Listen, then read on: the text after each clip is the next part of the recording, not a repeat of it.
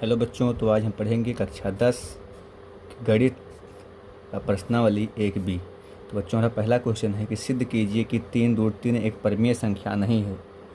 अर्थात 3√3 एक अपरिमेय संख्या है। बच्चों, परिमेय संख्या नहीं का मतलब होता है अपरिमेय संख्या। तो बच्चों, ऐसे क्वेश्चन को हल करने के लिए जैसे आपको 3√3 दे दिया गया है, ऐसे 2√2 दे दिया जाएगा, 2√3 दे दिया जाएगा, 3√2 दे दिया जाएगा, 5√2 दे दिया जाएगा, 5√3 दे दिया जाएगा। इस टाइप के सारे क्वेश्चन इसी क्वेश्चन की मदद से हल हो जाएंगे। बस आपको करना क्या है, केवल इसका अंक ही बदलना होगा और सारा का सारा जो नियम होगा वो इसी क्वेश्चन का ही इन सब पे लगेगा। तो सबसे पहले बच्चों हम क्या करेंगे कि मानेंगे कि माना P/Q एक परिमेय संख्या है।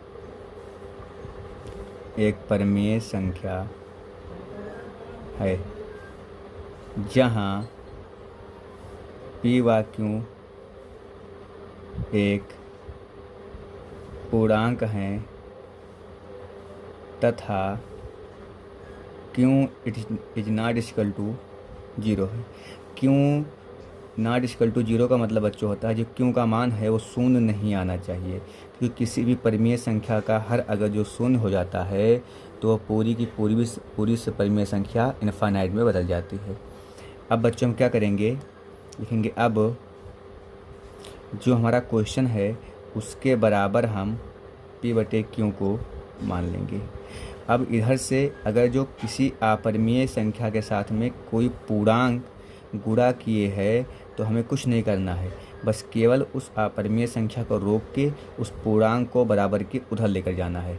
तो ये बच्चों हो जाएगा √3 बराबर बच्चों यहाँ पे 3 जो है वो अपरिमेय संख्या के साथ में अर्थात √3 के साथ में गुणा किए हुए है। जब ये इधर जाएगा तो हो जाएगा भाग, तो 3Q हो जाएगा बस। अब बच्चों लिखेंगे इसे हम क्या कि चूँकि P/3Q एक परिमेय संख्या है, तब चूँकि इसके बराबर है तो ये भी तो परिमेय बच्चों होगी, तब √3 भी एक परिमेय संख्या होगी, एक परिमेय संख्या होगी। किंतु इसका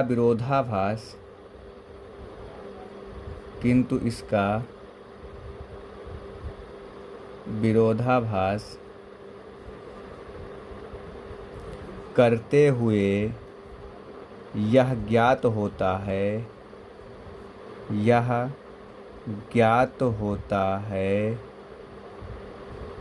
कि √3 एक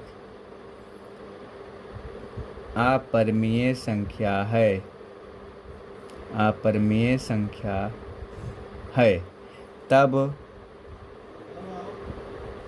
परिमेय तथा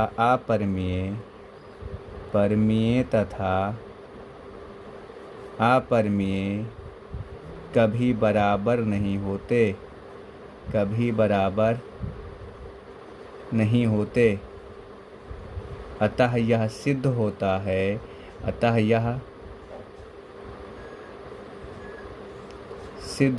है कि 3√3 एक परिमेय संख्या नहीं है। बस बच्चों इतना हमें लिखना पड़ेगा। अब बच्चों मान लीजिए कि अगर जो आपका 2√2 होता तो आपका 2 इधर जाता तो यहाँ पे P/2 आ जाता, यहाँ पे √2 आ जाता, यहाँ पे √2 आ जाता और यहाँ पर 2√2। अगर जो मान लीजिए आपका 5√2 होता तो बच्चों यहाँ पे 5 नीचे जाता, ये P/5Q, ये √2 हो जाता, ये √2 हो जाता और ये 5√2 और सारा का सारा बच्चों इतना नियम लगा है इस क्वेश्चन पे, इन सब पे ही नियम लगेगा। तो बच्चों अब हमारा अगला क्वेश्चन है कि सिद्ध कीजिए कि √5 एक अपरिमेय संख्या है। तो इस संख्या को भी बच्चों सिद्ध करने के लिए हम सबसे पहले जो हमारी पहली लाइन थी, हर एक क्वेश्चन चाहे जिस टाइप का क्वेश्चन आए, सिद्ध करने के लिए अपरिमेय संख्या है या परिमेय संख्या नहीं है, तो सबसे पहले बच्चों हम यही मानेंगे कि माना p/q एक परिमेय संख्या है, एक परिमेय संख्या है जहाँ p व q एक पूर्णांक है तथा q है नॉट इक्वल टू 0 है। अतः आप लिखेंगे बच्चों कि √5 बराबर p/q। अब बच्चों चूँकि इस क्वेश्चन में हमारा √5 है, इसके साथ में कोई भी संख्या ना तो जुड़ी है, ना घटी है और ना ही गुणा की है, ना ही भाग की है, केवल अकेले है। तो इस टाइप के क्वेश्चन जैसे बच्चों √5 है, √2 है, √3 है, √7 है, ये सब बच्चों क्वेश्चन अगर जो आते हैं तो जिस तरह से हम 5 को लगाएंगे उस तरह 2 को भी लगाएंगे, 3 को भी लगाएंगे और 7 को भी लगाएंगे। तो इसमें बच्चों हम क्या करेंगे कि इसके दोनों पक्षों का वर्ग करेंगे। तो लिखेंगे दोनों पक्षों का वर्ग करने पर, दोनों पक्षों का वर्ग करने पर, तो बच्चों वर्ग करेंगे तो ये हो जाएगा √5 का वर्ग, ये बराबर हो जाएगा p² बटे में q²।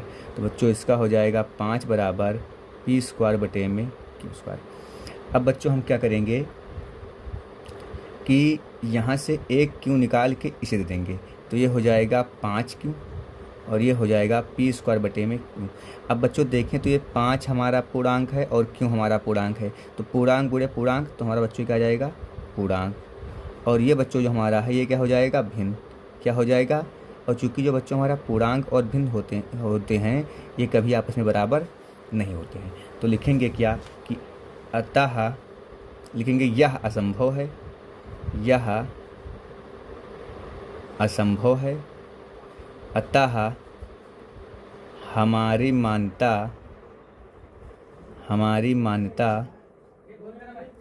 गलत है, इसलिए